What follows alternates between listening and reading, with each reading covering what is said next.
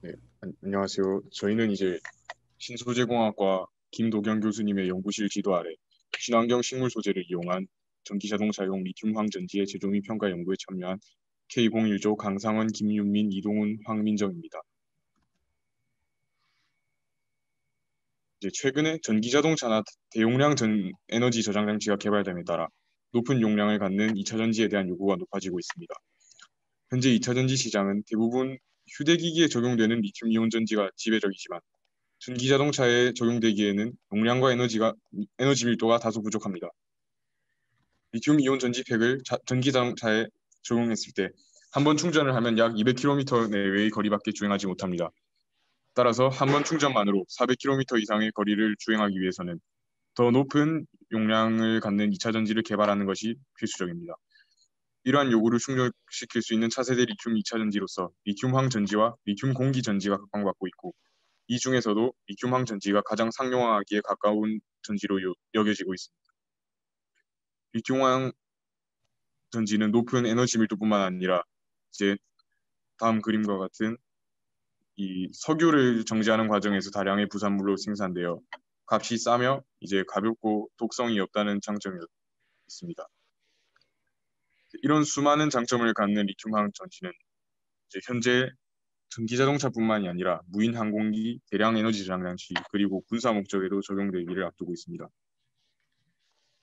더 자세히 들여다보면 리튬황 전지는 이제 다음과 같은 원리로 구동됩니다. 양극에는 황이 존재하고 이제 음극에는 리튬 금속, 그리고 액체 전해질과 고분자 분리막 이렇게 크게 네 가지 요소로 이루어져 있습니다.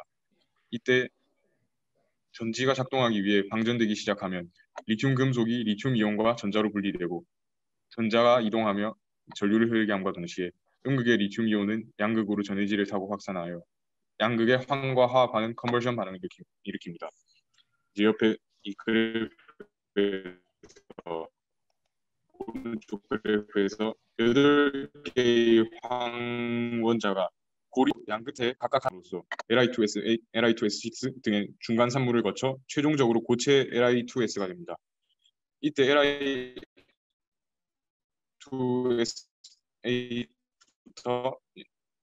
Li2S4에 이르는 중간 산물들을 리튬 폴리설파이드의 방전 반응 동안 황분자 하나에 대하여 16개의 전자와 리튬 이온이 반응에 참여하기 때문에 반응할 때 한두 개만 이용되는 리튬 이온 전지에 비해 높은 이론 용량을 갖습니다. 이러한 장점들에도 불구하고 아직 리튬황 전지가 상용화되지 않는 이유는 다음과 같은 세 가지 큰 문제점이 완전히 해결되지 않기 때문입니다. 이제 첫째로 황의 매우 낮은 전기 전도도를 들 수 있습니다. 이제 그림에서처럼 8개의 황원자가 매우 강한 공유결합을 이루고 있고 자유전자가 존재하지 않아 전기화학적 반응성이 매우 낮습니다. 따라서 이 문제를 해결하기 위해 금속이나 탄소 재료와 같은 전도성을 갖는 재료들을 황과 함께 섞어 복합재를 형성하는 방법들도 있습니다. 둘째로 리튬과 황이 화합물을 형성하면서 부피가 팽창하는 문제점이 있어 유연성이 있는 물질이나 빈 공간이 많은 물질들을 황과 섞어줌으로써 부피가 커지는 것을 완화시켜야 합니다. 셋째로 좀 전에 얘기한 반응 중간 산물인 액체 폴리설파이드가 전해질 속으로 녹아나온다는 문제입니다. 전해질로 녹아나온 폴리설파이드는 양극을 벗어나 음극으로 이동하게 됩니다.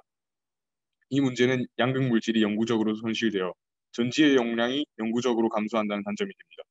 또한 폴리설파이드가 단순히 양극에서 떨어져 나오는 것뿐만 아니라 음극에 있는 리튬 금속과 지금 원치 않는 부가적인 반응을 하여 리튬 금속 표면에 부도체인 고체 Li2S층을 형성하여 덮어버립니다.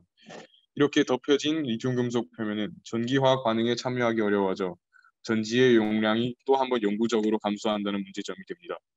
따라서 리튬황 전지의 문제점을 해결하기 위해서 황 전극의 전기 전도도를 높이고 리튬 폴리설파이드가 녹아나오는 것을 막기 위해 전도성 탄소 입자로 이제 물리적으로 감싸는 방식의 전략이 필수적입니다.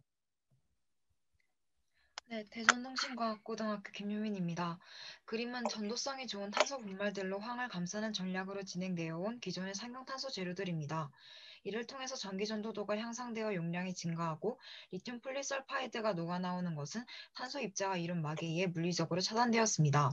그러나 이러한 탄소 재료들은 모두 제조하는 과정이 복잡하고 값이 비싸며 환경에 유해한 유기용매나 강산용액 등을 사용한다는 단점이 있었습니다. 그렇기 때문에 이번 연구에서는 친환경 물질을 통해 리튬황 전지용 탄소 재료를 만들고 우수한 용량이 나올 수 있도록 시도하는 것을 목표로 하고 있습니다. 저희가 이번 연구에서 사용한 친환경 재료는 바로 햄프 섬유입니다. 비슷한 말로 삼배줄기라고도 할 수 있는 이 물질은 매우 질기고 튼튼한 성질을 갖고 있어서 예로부터 종이, 섬유 등에 널리 적용되어 왔고 여러 친환경 줄기 재료들 중에서도 기계적 강도가 매우 우수하기 때문에 자동차 강판의 복합 재료도 쓰이고 있습니다. 이렇게 질기고 튼튼한 햄프 섬유를 선택한 이유는 전극으로 제조하여도 찢어지거나 끊어지지 않아야 배터리의 수명과 안정성을 확보할 수 있기 때문입니다. 햄프 섬유를 리튬황 전지용 탄소 섬유로 변화시키는 과정은 다음과 같습니다.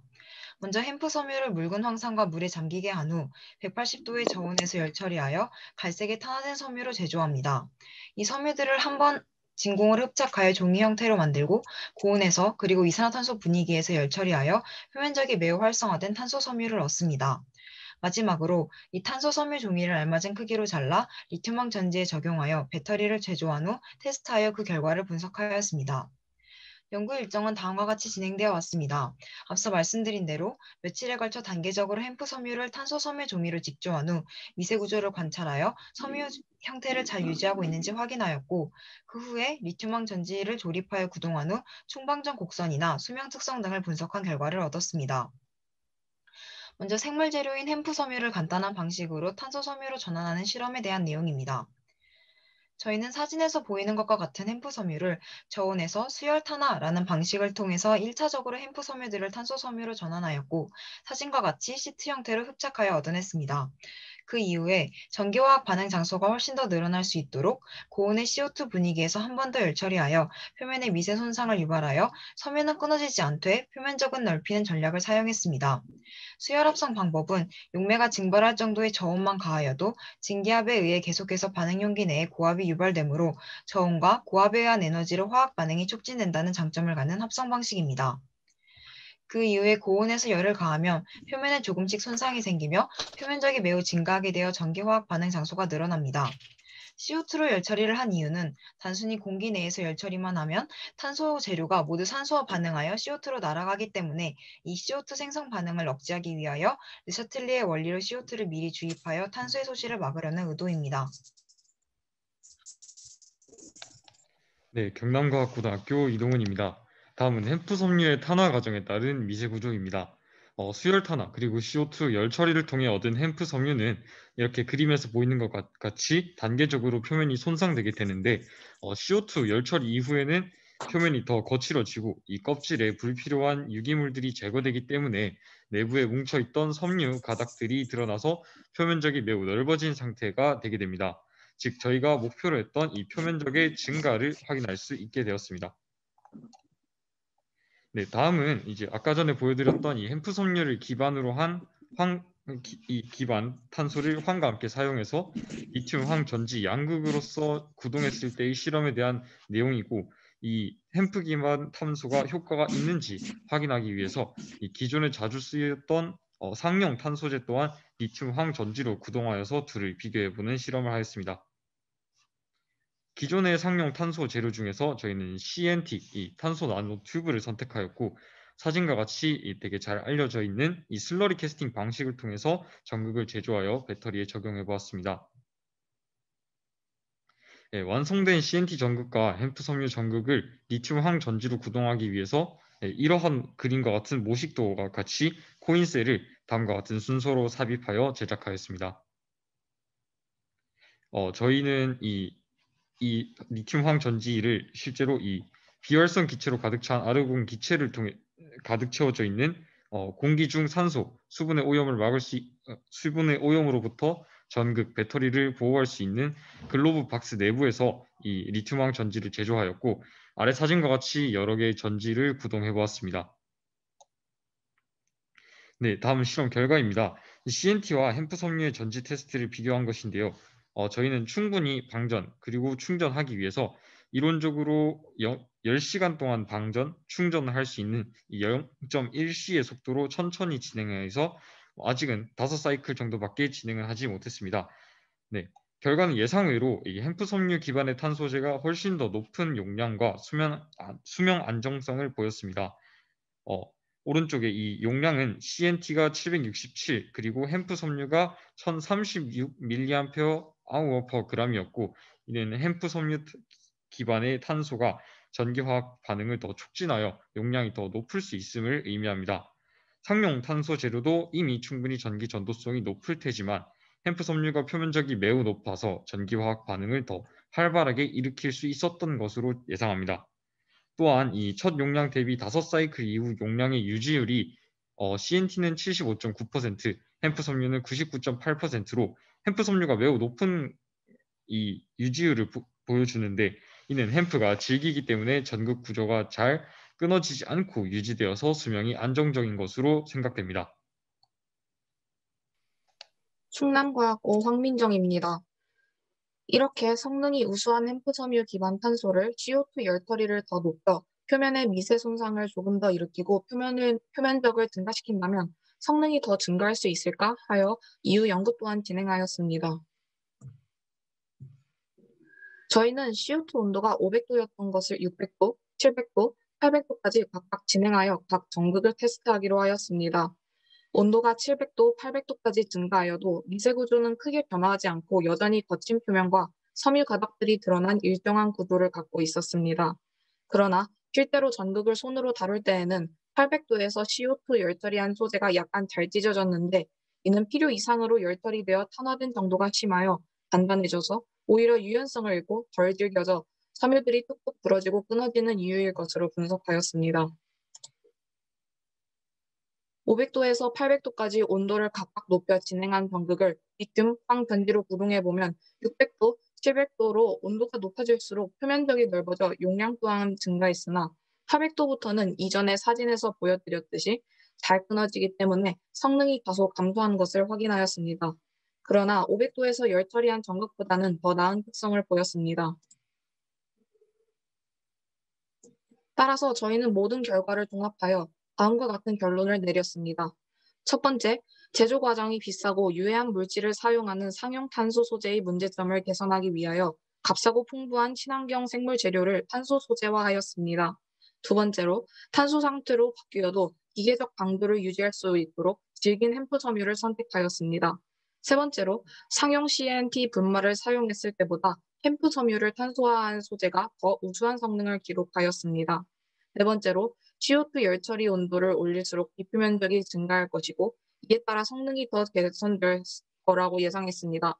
그러나 과도한 온도는 오히려 전극의 질긴 특성을 더해하여 성능을 낮출 수 있었습니다. 다섯 번째로, 앞으로 햄프 섬유 기반 탄소가 상용 탄소보다 높은 성능을 기록한 원인을 더 자세히 분석할 필요가 있다고 판단하였습니다. 예를 들어 탄소 구조, 비표면적 등이 있는데 이는 프로그램 기간 내 불가능하나 추후 연구 및 고찰로 가능할 것이라 예상됩니다. 감사합니다.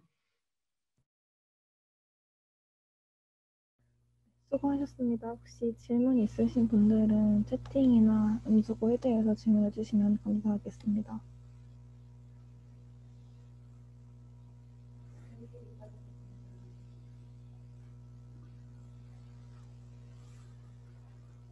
없으시면 K1 주교님부터 소감 발표해 주세요. 네, 안녕하세요. K1조 조교 윤주혁입니다. 짧은 기간 동안 이제 좀 비대면으로 진행하면서 좀 서로 일정 배려해가면서 맞추기가 참 힘들어 보였는데 학생들끼리 근데 매번 열심히 잘 참여해주고 또 질문도 되게 잘 해주고 그래서 학생들한테 또 너무 감사하고 또 주말인데도 시간 내서 또 먼 길까지 와갖고 배터리 열심히 만들고 간 학생들도 다 고생 많았다고 하고 싶습니다. 네, 감사합니다. 네, 수고하셨습니다. 강성원 학생부터 발표해 주시면 감사하겠습니다. 네, 이제 학교 실험실의 경우에는 좀 일반적이고 간단한 실험들을 주로 하여서 전문적인 연구를 좀 경험해 볼 수가 없었는데 이번에 좀 처음으로 전문적이고 전지에 좀 특화된 연구실을 경험해 본 것이 앞으로 진로에 큰 도움이 될 수 있었습니다. 이제 온라인으로 진행해서 다소 아쉬웠지만 조교님이 잘 이끌어 주셔서 이제 유익한 연구를 경험할 수 있었고 평소에 경험해 보지 못한 전문적인 연구를 진행해 볼 수 있어서 좋았습니다. 감사합니다. 나중에 카이스트에 진학하셔서 더 전문적인 연구로 본인이 진행을 해주셨으면 좋겠습니다. 네, 김윤민 학생 소감 들어보도록 하겠습니다. 본 연구에 참여하면서 차세대 고용량 2차 전지로 주목받는 리튬황 전지에 대해서 깊게 이해할 수 있었고, 그리고 특히 3배 줄기, 즉 햄프 섬유를 수열 탄화해서 황 전극에 사용한다는 점이 흥미로웠습니다. 이번 프리-URP 프로그램을 통해서 이 카이스트 연구실에서 새로운 실험 기기를 접해보며 수준 높은 연구 경험을 쌓을 수 있었습니다. 대부분의 실험이 비대면으로 진행돼서 아쉬움이 있었지만 연구실에 직접 방문해서 코인셀을 제작하면서 제가 실험을 즐거워한다는 것을 깨달았습니다. 이번 연구를 계기로 앞으로도 리튬황 전지에 관심을 갖고 발전에 기여할 수 있는 사람이 되고 싶습니다. 감사합니다. 소감 잘 들었습니다. 다음 이동훈 학생 소감 발표해 주시면 감사하겠습니다. 네, 여러 가지 문제로 실험을 직접 해보지 못한 것은 너무나도 아쉽지만 조교님이 되게 다방면으로 노력해 주신 덕분에 생생하고 자세하게 이 대학 과정의 실험을 진행해 볼 수가 있었고 전문적인 연구 내용 또한 학습해 볼 수 있어서 너무나 뜻깊은 경험이 되었던 것 같습니다. 이번 프리-URP 활동으로서 앞으로 진로에 많은 긍정적인 영향을 받을 수 있어서 되게 좋은 시간이었던 것 같습니다. 감사합니다. 감사합니다. 황민정 학생 소감 발표 부탁드립니다. 우선 코로나로 인해 교내에서 이뤄지기 어려웠던 활동을 해볼 수 있어 유익한 시간이었습니다. 조교님께서 실험하는 모습을 생생하게 1인칭 시점으로 볼 수 있어 좋았습니다. 연구 주제를 설정하게 된 이론이 치밀하게 얽혀 있는 점에서 정말 많이 배웠고 앞으로 스스로 R&D를 하게 될 때에도 이는 크게 도움이 될 것 같습니다. 조교님께 정말 감사하다는 말 드리고 싶습니다.